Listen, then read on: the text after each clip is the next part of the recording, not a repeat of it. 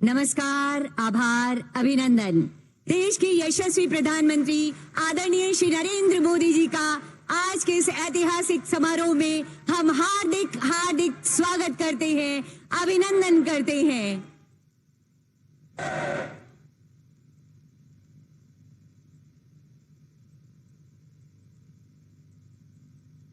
स्वागत स्वरूप आप सबकी ओर से एक बार जोरदार तालियां होनी चाहिए। आदरणीय माननीय प्रधानमंत्री महोदय, हार्दिक स्वागत, हार्दिक अभिनंदन है आपका। उपस्थित देवियों और सज्जनों, अंडमान एवं निकोबार द्वीप समूह की राजधानी पोर्ट ब्लेयर का वीर सावरकर अंतर्राष्ट्रीय हवाई अड्डा तैयार है विकास की एक नई तस्वीर प्रस्तुत करने के लिए इस न्यू इंटीग्रेटेड टर्मिनल बिल्डिंग के साथ। आज के इस अवसर पर हमारे बीच गरिमामयी उपस्थिति है माननीय लेफ्टिनेंट गवर्नर अंडमान एवं निकोबार द्वीप समूह vice chairman island development agency admiral DK Joshi ji की। सादर निवेदन करना चाहूंगी माननीय लेफ्टिनेंट गवर्नर महोदय से आपके स्वागत संबोधन हेतु। नमस्कार माननीय प्रधानमंत्री श्री नरेंद्र मोदी जी, माननीय नागरिक उड्डयन मंत्री श्री सिंधिया जी, माननीय राज्य मंत्री जनरल PK सिंह जी और अन्य सभी माननीय महानुभाव, आज वीर सावरकर इंटरनेशनल एयरपोर्ट के नए टर्मिनल का आपके द्वारा ऐतिहासिक उद्घाटन विकसित भारत सपने को साकार करने में एक महत्वपूर्ण पहल तथा द्वीपवासियों के लिए अत्यंत गर्व का क्षण है। एक विकसित देश के लिए GDP per capita, human development index के पैरामीटर्स, पर कैपिटा इनकम आदि अनिवार्य मापदंड हैं जो इंफ्रास्ट्रक्चर में अग्रणी रहे बिना संभव नहीं है।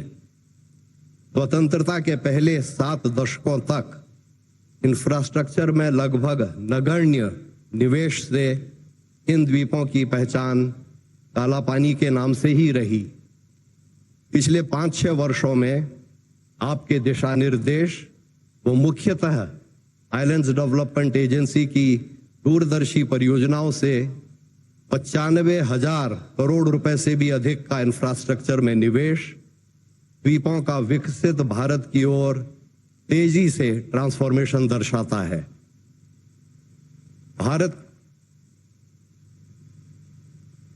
भारत के पूर्वी तट से लगभग 1,500 किलोमीटर, परंतु म्यांमार व इंडोनेशिया से 100 किलोमीटर से भी कम और साउथ ईस्ट एशिया के अन्य देशों से अत्यंत निकट इन द्वीपों की स्ट्रेटेजिक लोकेशन के देखते कनेक्टिविटी इंफ्रास्ट्रक्चर में एविएशन सेक्टर सबसे महत्वपूर्ण है, जिसमें हमारे द्वारा प्रस्तावित परियोजनाएं तेजी से पूरी हो रही हैं। लगभग 710 करोड़ निवेश से यह नया टर्मिनल इन्वेस्टमेंट, टूरिज्म, हॉस्पिटैलिटी व services sector, employment generation, socio economic development व देश को एक ग्लोबल कनेक्टिंग हब बनाने की दिशा में फोर्स मल्टीप्लायर सिद्ध होगा।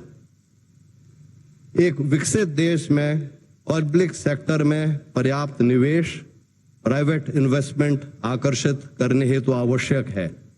तदनुसार लगभग 60 करोड़ निवेश से शीघ्र सी प्लेन ऑपरेशंस शुरू करने के लिए RCS उड़ान स्कीम द्वारा पोर्ट ब्लेयर से स्वराज द्वीप, शहीद द्वीप और लॉन्ग आइलैंड सेक्टर्स के ऑपरेटर्स का चयन हो चुका है। साथ ही फिक्स्ड विंग सेवाओं को शीघ्र आरंभ करने के लिए पोर्ट ब्लेयर से शिवपुर, कार निकोबार व कैम्बल बे रूट्स पर भी ऑपरेटर्स का चयन पूरा हो चुका है। नए 12 seater large capacity Sikorsky helicopters द्वारा सीट अपग्रेडेशन के हमारे प्रस्ताव को भी SFC का फाइनेंशियल अप्रूवल प्राप्त हो गया है। एक विकसित देश के इंफ्रास्ट्रक्चर को फ्यूचर रेडी बनाने की दिशा में पोर्ट ब्लेयर और जीएनआई के नए ग्रीनफील्ड एयरपोर्ट्स का फाइनल साइट सिलेक्शन तथा लिडार सर्वे पूरा हो चुका है, जहां वर्तमान आवश्यकता अनुसार प्रारंभ में एक ही रनवे, परंतु कॉन्सेप्ट, ब्लूप्रिंट तथा लैंड एक्विजिशन में 2 रनवे, पैरेलल टैक्सी ट्रैक्स व मल्टीपल टर्मिनल बिल्डिंग्स अगले 100 वर्षों से भी अधिक के एयर ट्रैफिक के अनुकूल प्रस्तावित हैं। इन द्वीपों के नॉर्थ साउथ एक्सिस में लगभग 800 किलोमीटर फैलाव में 4 एयरपोर्ट्स हर 230 किलोमीटर की औसत दूरी पर उपलब्ध हैं।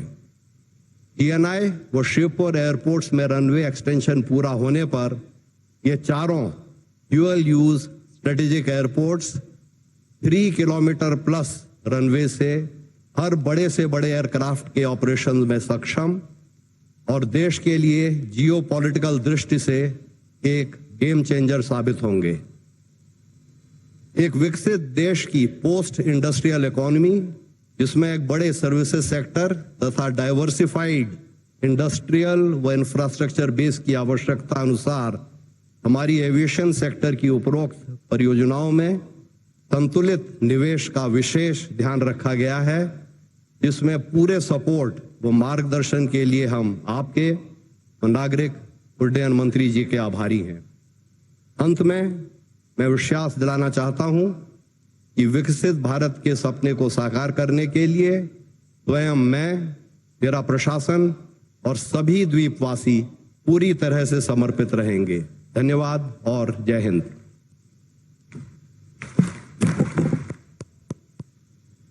आपके स्वागत संबोधन हेतु बहुत बहुत धन्यवाद करती हूं माननीय लेफ्टिनेंट गवर्नर महोदय। साथियों, जब हम गर्व से कहते हैं कि भारत का नागर उड्डयन उद्योग दुनिया भर में तेजी से बढ़ता उद्योग है, तो निश्चित तौर पर इसके पीछे हमें माननीय केंद्रीय नागर उड्डयन मंत्री श्री ज्योतिरादित्य सिंधिया जी के बेहद शानदार और सफल प्रयास नजर आते हैं। सादर सादर आग्रह करना चाहूंगी माननीय केंद्रीय मंत्री महोदय से आपके संबोधन हेतु। माननीय मंत्री जी।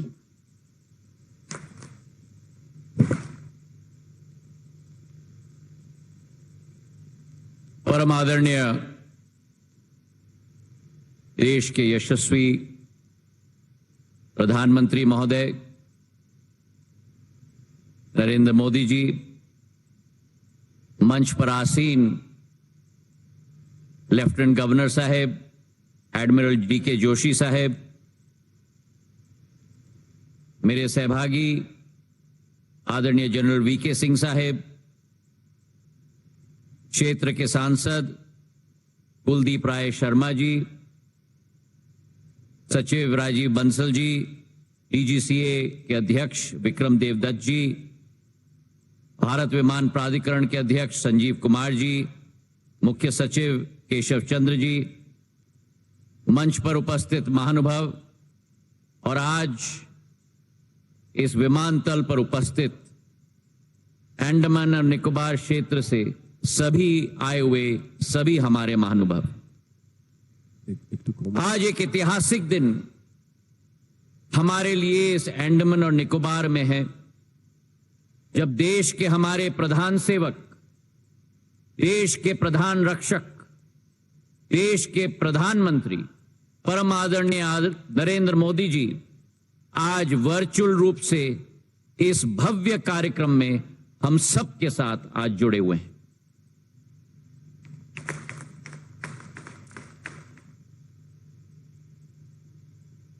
अंडमान और निकोबार, यह अतिशयोक्ति नहीं होगी अगर हम कहें कि हिंद महासागर का सबसे सुनहरे मोतियों में से सबसे सुंदर मोती अगर है तो अंडमान और निकोबार महाद्वीप है। और इतिहास के कई पल इस महाद्वीप ने देखे हैं। वो एक समय था जब आजाद हिंद फौज के अधीन ये द्वीप नेताजी सुभाष चंद्र बोस जी के नेतृत्व में थी। वो एक दिन था जब 30 दिसंबर 1943 जब पहली बार हमारा तिरंगा झंडा अगर फहराया गया था तो अंडमान और निकोबार के पृथ्वी पर फहराया गया था। कई हमारे स्वतंत्र संग्राम के अमूल्य प्रतीक हैं।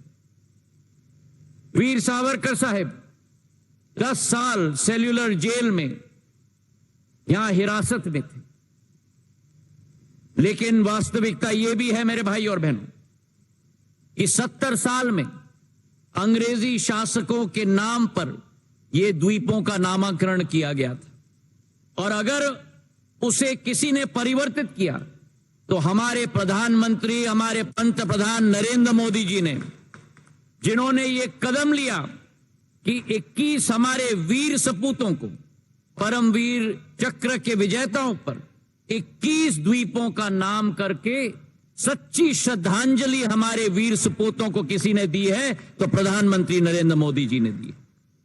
प्रधानमंत्री जी के नेतृत्व में नागर विमानन क्षेत्र में एक नई तीव्रता और एक नई तेजी आई है।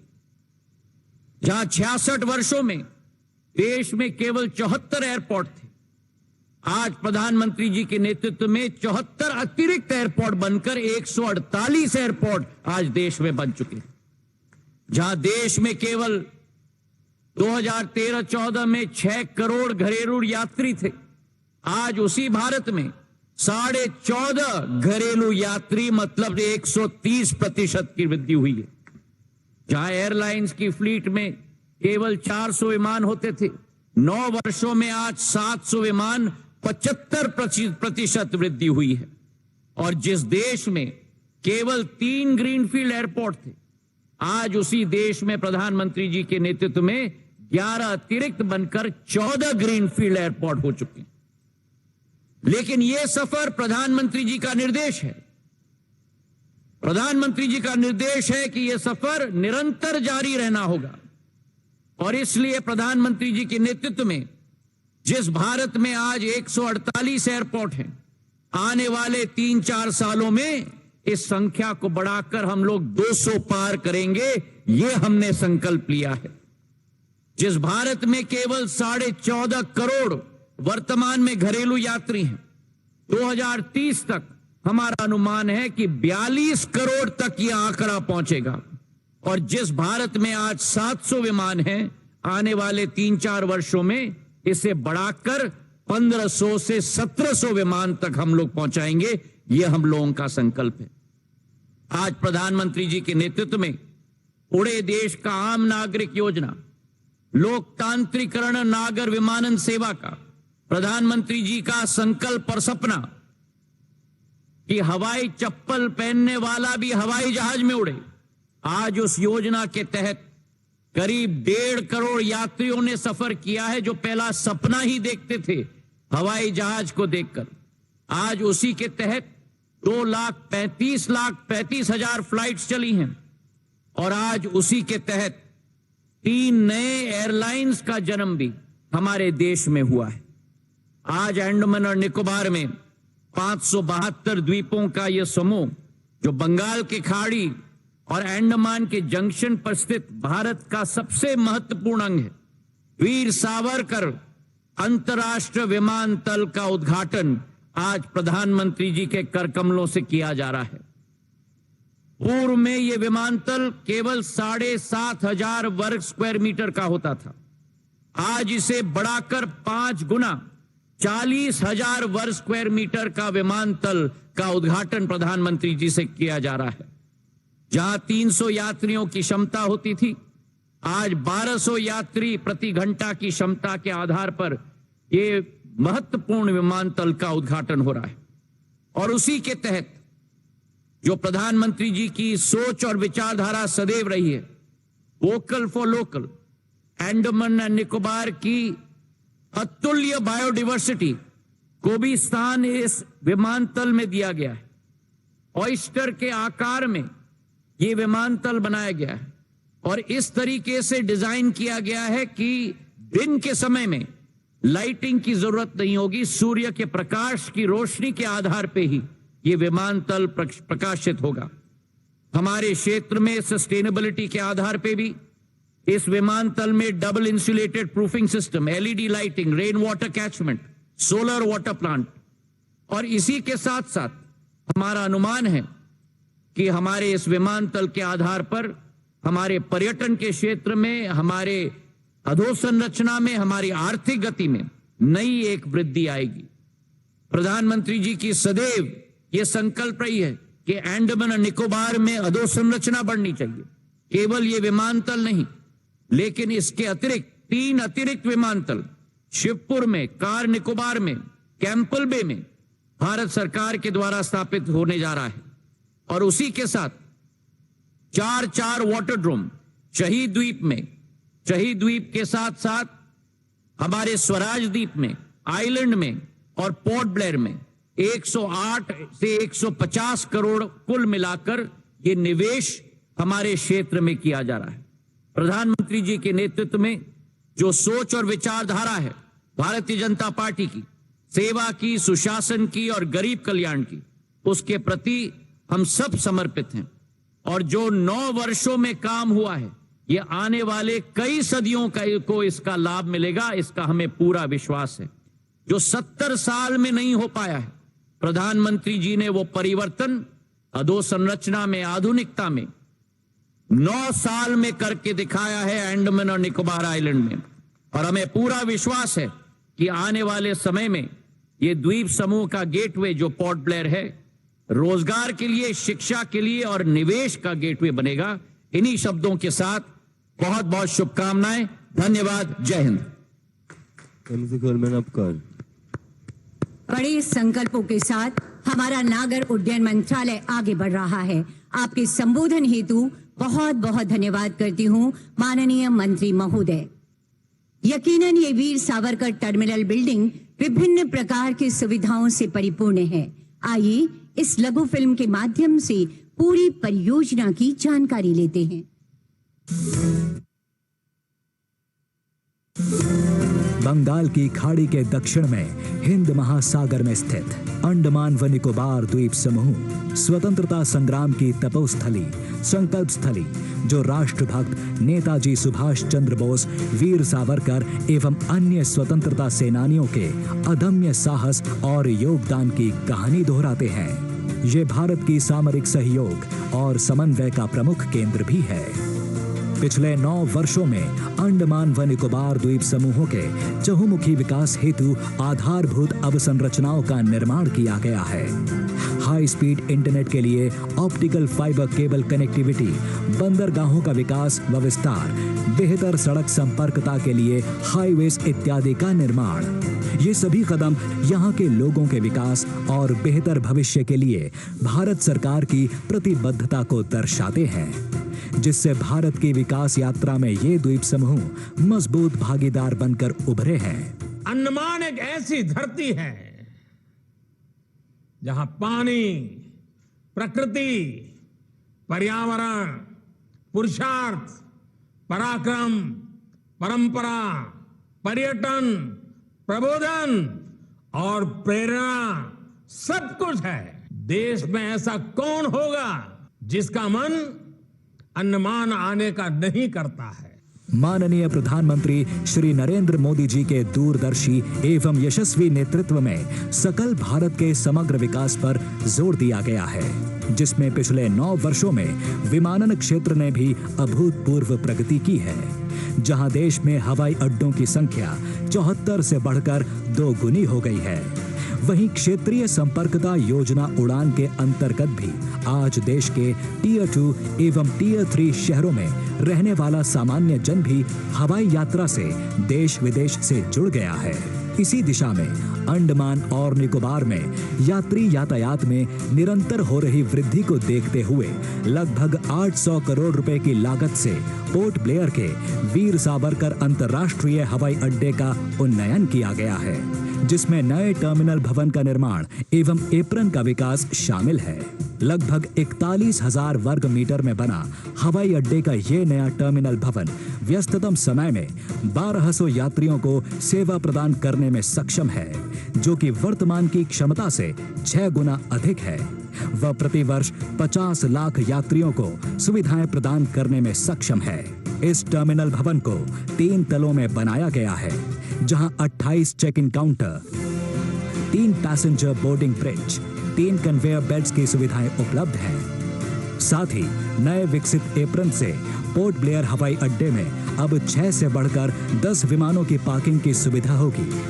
भवन का अग्रभाग केबल नेट ग्लेजिंग के माध्यम से लगभग 4000 अलग अलग आकार के ग्लास पैनलों से मिलकर बना है, जिससे यह टर्मिनल प्राकृतिक रूप से प्रकाशित रहेगा। यहाँ के सुरम्य द्वीपों की समृद्ध जैव विविधता से प्रेरित पोर्ट ब्लेयर टर्मिनल भवन एक सीप के आकार की संरचना है, जो समुद्र और यहाँ के द्वीपों की सुंदरता को दर्शाती है।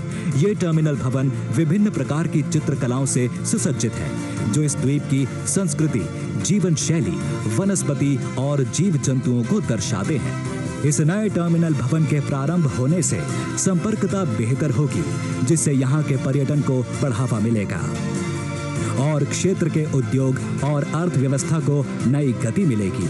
साथ ही शिक्षा, स्वास्थ्य, कृषि और मरीन क्षेत्रों को और भी बल मिलेगा। असीम संभावनाओं से भरे अंडमान निकोबार द्वीप समूहों के सर्वांगीण विकास की दिशा में पोर्ट ब्लेयर हवाई अड्डे का नया इंटीग्रेटेड टर्मिनल भवन एक अहम भूमिका निभाएगा। हवाई अड्डे का नया इंटीग्रेटेड टर्मिनल भवन एक अहम भूमिका निभाएगा।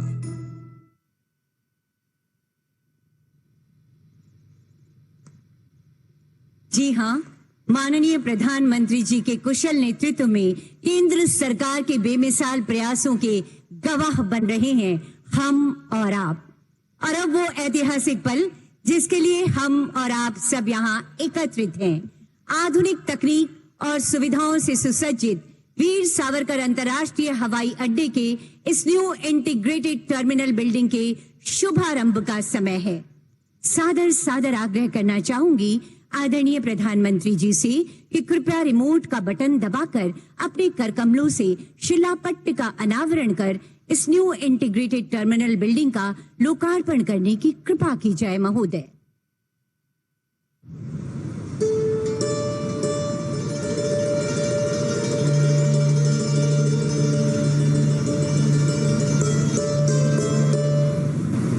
इस अवसर पर एक बार और जोरदार तालियां होनी चाहिए आप सबकी तरफ से।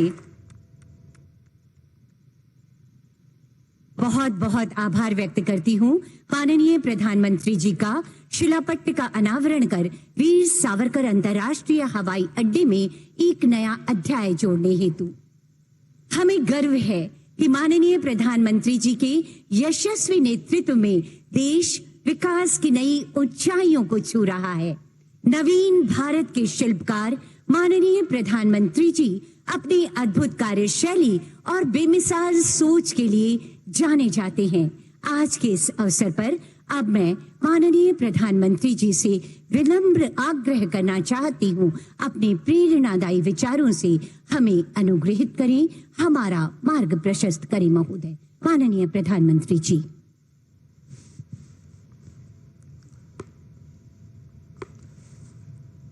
नमस्कार। अंडमान निकोबार द्वीप के उपराज्यपाल श्रीमान डी.के. जोशी जी, केंद्रीय मंत्रिमंडल के मेरे सहयोगी भाई ज्योतिरादित्य सिंधिया जी, वी.के. सिंह जी, संसद में मेरे साथी सांसद श्री, अन्य सभी महानुभाव और अंडमान निकोबार द्वीप समूह के मेरे भाई और बहनों, आज का ये कार्यक्रम भले ही पोर्ट ब्लेयर में हो रहा है, लेकिन इस पर पूरे देश की नजरें हैं। लंबे समय से अंडमान निकोबार के लोगों की मांग थी कि वीर सावरकर एयरपोर्ट की कैपेसिटी बढ़ाई जाए, और पिछले जो हमारे सांसद थे वो तो हर हफ्ते मेरी चैम्बर में आकर के इसी काम के लिए लगे रहते थे। तो आज वो बहुत खुश नजर आ रहे हैं, और मैं अभी टीवी पर सब मेरे पुराने साथियों को देख रहा हूं। अच्छा होता मैं आज आपके बीच आकर के इस उत्सव में शरीक होता, लेकिन समय अभाव से खुद तो नहीं आ पाया। लेकिन आप सबके चेहरे की खुशी देख रहा हूं, आनंद से भरा हुआ माहौल में अनुभव कर रहा हूं। साथियों, देश भर से जो कोई वहां घूमने जाना चाहते हैं, उनकी भी यही इच्छा थी। अभी तक मौजूदा टर्मिनल की कैपेसिटी हर रोज 4000 टूरिस्ट को हैंडल करने की थी। नया टर्मिनल बनने के बाद इस एयरपोर्ट पर हर रोज करीब करीब 11000 टूरिस्ट को हैंडल करने की कैपेसिटी बन गई है। नई व्यवस्था में अब एयरपोर्ट पर एक साथ 10 विमान भी खड़े हो पाएंगे, यानी यहां के लिए नई फ्लाइट्स के लिए भी रास्ता खुल गया है। और ज्यादा फ्लाइट्स आने, ज्यादा टूरिस्ट आने का सीधा मतलब है ज्यादा से ज्यादा रोजगार। पोर्ट ब्लेयर की इस नई टर्मिनल बिल्डिंग में ईज ऑफ ट्रैवल बढ़ेगा, ईज ऑफ डूइंग बिजनेस बढ़ेगा और कनेक्टिविटी भी बेहतर होगी। मैं देश के लोगों को, पोर्ट ब्लेयर के सभी साथियों को इस सुविधा के लिए बहुत बहुत बधाई देता हूं। साथियों, लंबे समय तक भारत में विकास का दायरा कुछ बड़े शहरों, कुछ क्षेत्रों तक सीमित रहा। कुछ दलों की स्वार्थ भरी राजनीति के कारण विकास का लाभ देश के दूर दराज वाले इलाकों तक पहुंचा ही नहीं। ये दल उन्हीं कामों को प्राथमिकता देते थे जिसमें इनका खुद का भला हो, इनके परिवार का भला हो। नतीजा ये हुआ कि जो हमारे आदिवासी क्षेत्र हैं, जो हमारे आइलैंड्स हैं, वहां की जनता विकास से वंचित रही, विकास के लिए तरसती रही। बीते 9 वर्षों में हमने पूरी संवेदनशीलता के साथ पहले की सरकारों की उन गलतियों को सुधारा है। इतना ही नहीं, नई व्यवस्थाएं भी बनाई हैं। अब भारत में विकास का एक नया मॉडल विकसित हुआ है। ये मॉडल इंक्लूजन का है, सबको साथ लेकर चलने का है। ये मॉडल सबका साथ, सबका विकास का है। और जब मैं सबका विकास कहता हूं तो इसका अर्थ बहुत व्यापक है। सबका विकास मतलब हर व्यक्ति, हर वर्ग, हर क्षेत्र का विकास। सबका विकास मतलब जीवन के हर पहलू का विकास, शिक्षा, स्वास्थ्य, कनेक्टिविटी, हर प्रकार सबका विकास। साथियों, इसी सोच के साथ बीते 9 वर्षों में अंडमान निकोबार में विकास की नई गाथा लिखी गई है। पिछली सरकार के 9 साल में, यानी हमारे पहले जो सरकार थी, 9 साल में अंडमान निकोबार को करीब 23,000 करोड़ रुपए का बजट अलॉट किया गया था।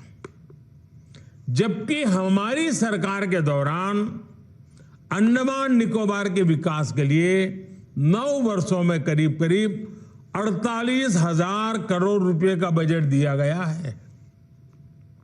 यानी हमारी सरकार ने अंडमान निकोबार के विकास के लिए पहले के मुकाबले 2 गुना ज्यादा पैसा खर्च किया है। पिछली सरकार के 9 साल में अंडमान निकोबार में 28,000 घरों को पानी के कनेक्शन से जोड़ा गया था। हमारी सरकार के 9 साल में यहां के करीब 50,000 घरों तक पानी का कनेक्शन पहुंचाया गया है। यानी हर घर जल पहुंचाने के लिए भी हमारी सरकार ने पहले के मुकाबले 2 गुनी रफ्तार से काम किया है। आज यहां के लगभग हर व्यक्ति के पास अपना बैंक अकाउंट है। आज यहां के हर गरीब को 1 नेशन 1 राशन कार्ड की सुविधा मिली हुई है। पहले की सरकार के समय अंडमान निकोबार में एक भी मेडिकल कॉलेज नहीं था। ये हमारी सरकार है जिसने पोर्ट ब्लेयर में मेडिकल कॉलेज की स्थापना की है। पहले की सरकार के समय अंडमान निकोबार में इंटरनेट सैटेलाइट के भरोसे ही था।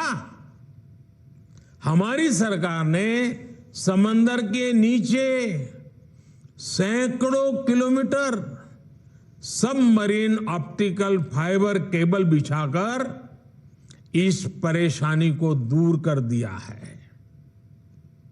साथियों, अंडमान निकोबार में हो रहा सुविधाओं का ये विकास यहां के टूरिज्म को गति दे रहा है। जब मोबाइल कनेक्टिविटी बढ़ती है तो टूरिस्ट भी बढ़ते हैं। जब हेल्थ इंफ्रास्ट्रक्चर सुधरता है तो टूरिस्ट का आना जाना और बढ़ जाता है।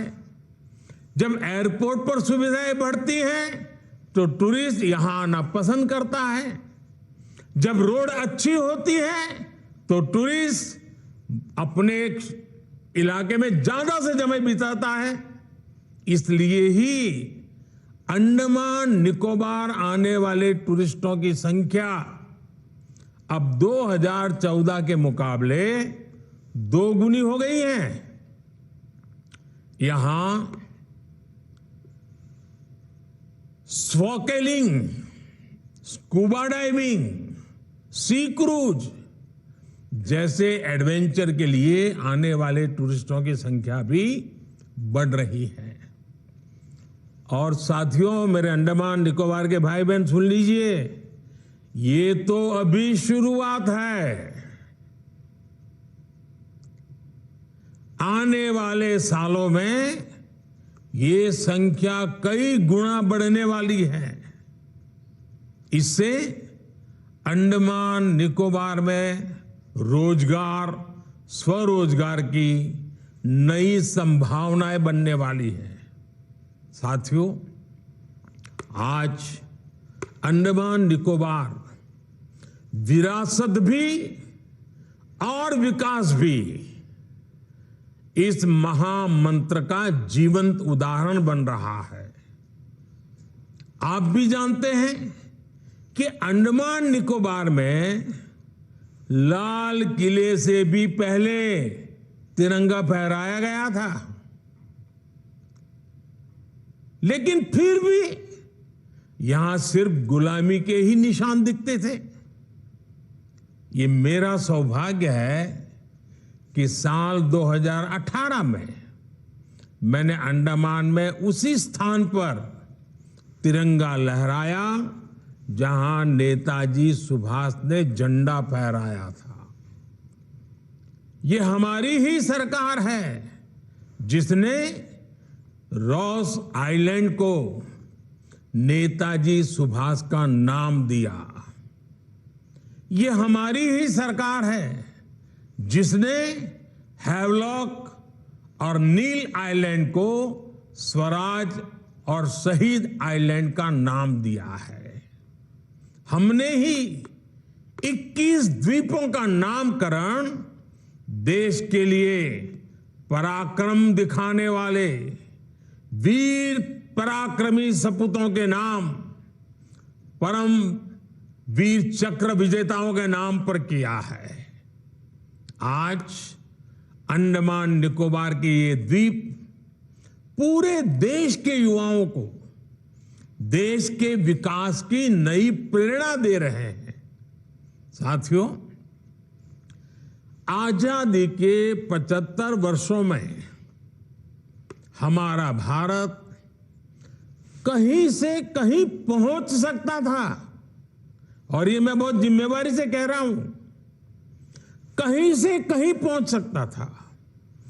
हम भारतीयों के सामर्थ्य में कभी कोई कमी नहीं रही है, लेकिन सामान्य भारतीय के इस सामर्थ्य के साथ हमेशा भ्रष्टाचारी और परिवारवादी पार्टियों ने अन्याय किया।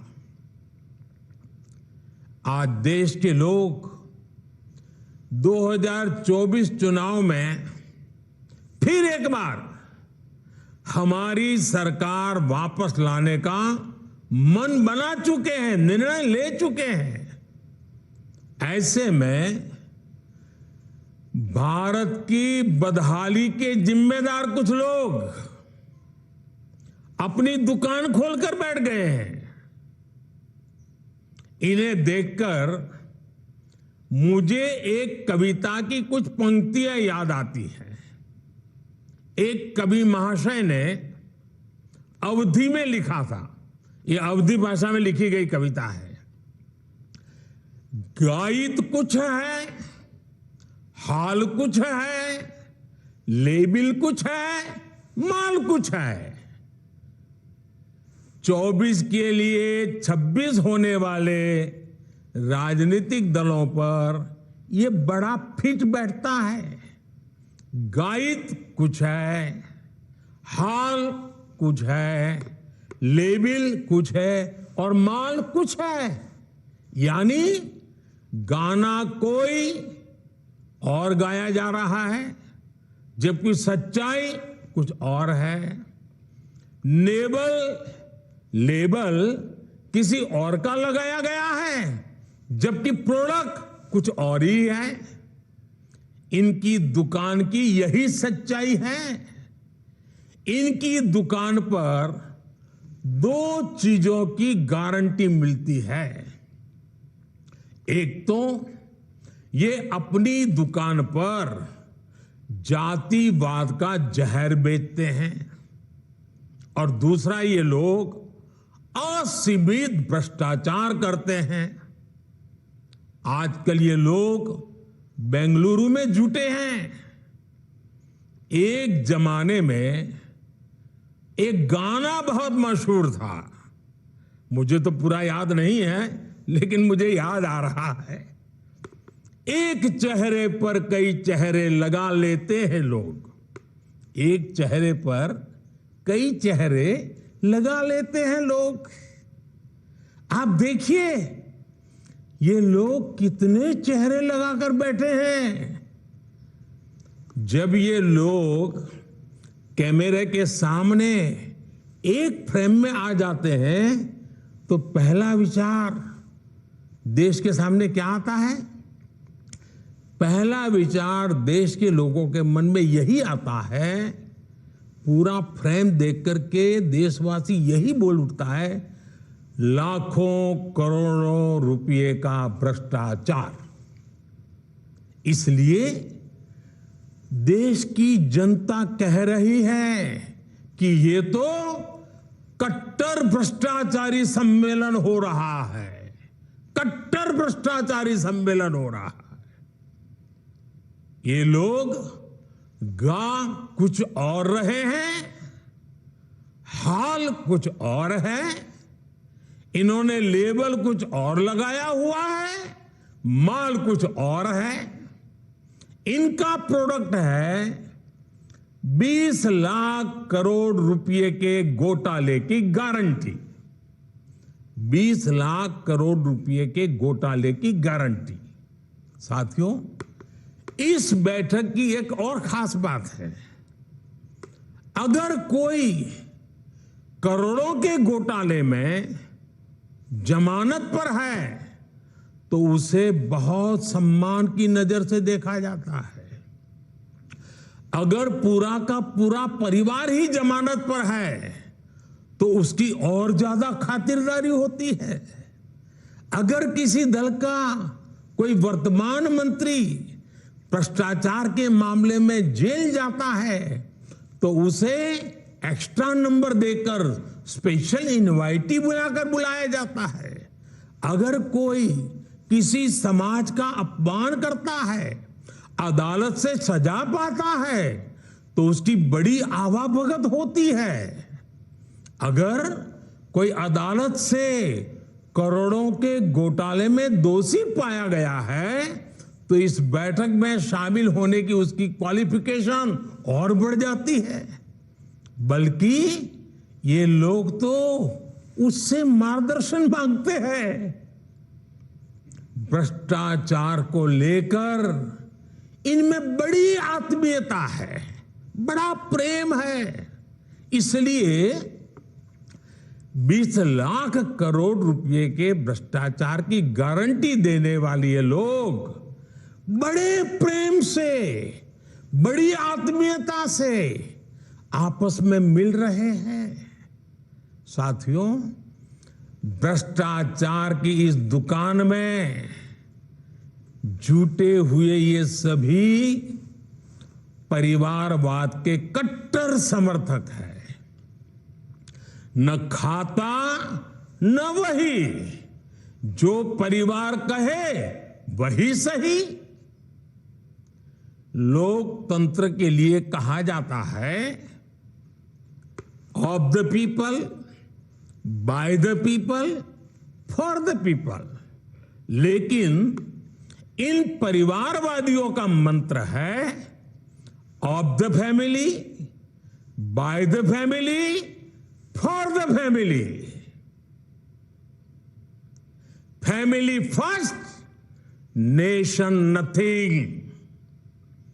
इन लोगों का मोटो है, इनकी यही प्रेरणा है। ये लोग देश के लोकतंत्र को, देश के संविधान को अपना बंधक बनाना चाहते हैं। इनके लिए मैं यही कहना चाहूंगा, नफरत है, नफरत है, घोटाले हैं, नफरत है, घोटाले हैं, तुष्टीकरण है, मन काले हैं। नफरत है, घोटाले हैं, तुष्टीकरण है, मन काले हैं। परिवारवाद की आग के दशकों से देश हवाले हैं। साथियों, इनके लिए देश के गरीब के बच्चों का विकास नहीं, बल्कि अपने बच्चों का, अपने भाई भतीजों का विकास मायने रखता है। आजकल आप देखते हैं कि देश में स्टार्टअप बढ़ रहे हैं। हमारे युवा बड़ी संख्या में पेटेंट करा रहे हैं, ट्रेडमार्क रजिस्टर करा रहे हैं। स्पोर्ट की दुनिया में मेरे देश के नौजवान छाए हुए हैं, बेटियां कमाल कर रही हैं। ये युवा शक्ति हमारे देश में पहले भी थी, लेकिन इन परिवारवादी पार्टियों ने कभी देश के सामान्य युवा की शक्ति के साथ न्याय नहीं किया। इनकी एक ही विचारधारा है, एक ही एजेंडा है, अपना परिवार बचाओ, परिवार के लिए भ्रष्टाचार बढ़ाओ। इनका कॉमन मिनिमम प्रोग्राम है देश का विकास रोकना, अपने कुशासन पर पर्दा डालना और अपने भ्रष्टाचार के विरुद्ध कार्रवाई को रोकना। अब देखिए, ये जो जमात इकट्ठी हुई है ना, उनके कुनबे में बड़े से बड़े घोटालों पर, अपराधों पर इनकी जुबान बंद हो जाती है। जब किसी एक राज्य में इनके कुशासन की पोल खुलती है तो दूसरे राज्यों के ये लोग फौरन उसके बचाव में तर्क देने लगते हैं। कहीं बाढ़ घोटाला होता है, किसी का अपहरण होता है, तो कुनबे के सारे लोग सबसे पहले चुप हो जाते हैं। आपने देखा है कि कुछ दिन पहले ही पश्चिम बंगाल में पंचायत चुनाव हुए, वहां सरेआम हिंसा हुई, लगातार खून खराबा हो रहा है। इस पर भी इन सब की बोलती बंद है। कांग्रेस के, लेफ्ट के अपने कार्यकर्ता वहां खुद को बचाने की गुहार लगा रहे हैं, लेकिन कांग्रेस और लेफ्ट के नेताओं ने अपने स्वार्थ में अपने कार्यकर्ताओं को भी मरने के लिए छोड़ दिया है। राजस्थान में बेटियों से अत्याचार हो या परीक्षाओं के पेपर लीक हो रहे हो, इन्हें कुछ दिखाई नहीं देता। परिवर्तन की बातें करके जनता से विश्वासघात करने वाले जब करोड़ों का शराब घोटाला करते हैं तो ये कुनबा फिर उन्हें कवर देने लग जाता है।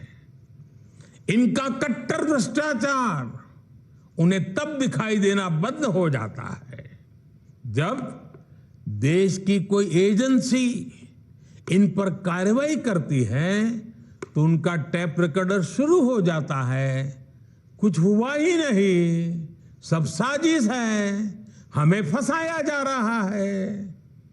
आप तमिलनाडु में देखिए, भ्रष्टाचार के घोटाले के अनेक मामले सामने आ रहे हैं, लेकिन इनके कुनबे के सारे दलों ने पहले ही सबको क्लीन चिट दे दी है। इसलिए इन लोगों को पहचाने रहिए साथियों, उनको जान लीजिए, इन लोगों से सतर्क रहिए भाई बहनों। साथियों, इन लोगों की साजिशों के बीच हमें देश के विकास के लिए खुद को समर्पित रखना है। आज दुनिया में अनेक उदाहरण हैं जहां द्वीपों ने और समुद्र किनारे बसे छोटे देशों ने अभूतपूर्व प्रगति की है। जब उन्होंने प्रगति का रास्ता चुना तो उनके सामने भी चुनौतियां थी, सब कुछ सरल नहीं था, लेकिन उन देशों ने दिखाया है जब विकास आता है तो हर प्रकार के समाधान लेकर आता है। मुझे विश्वास है अंडमान निकोबार द्वीप समूह में हो रहे विकास के काम इस पूरे क्षेत्र को और सशक्त करेंगे। कनेक्टिविटी की ये नई सुविधा वीर सावरकर इंटरनेशनल एयरपोर्ट का नया टर्मिनल्स सबके लिए लाभकारी हो, इसी कामना के साथ वीडियो कॉन्फ्रेंस के इस कार्यक्रम में भी इतनी बड़ी तादाद में आप लोग आए, आपकी खुशी में यहां से अनुभव कर रहा हूं, आपका उत्साह में अनुभव कर रहा हूं। ऐसे मौके पर एक नया विश्वास, नया संकल्प लेकर के देश आगे बढ़े, अंडमान निकोबार भी आगे बढ़े, इसी कामना के साथ आप सबको बहुत बहुत शुभकामनाएं, बहुत बहुत धन्यवाद।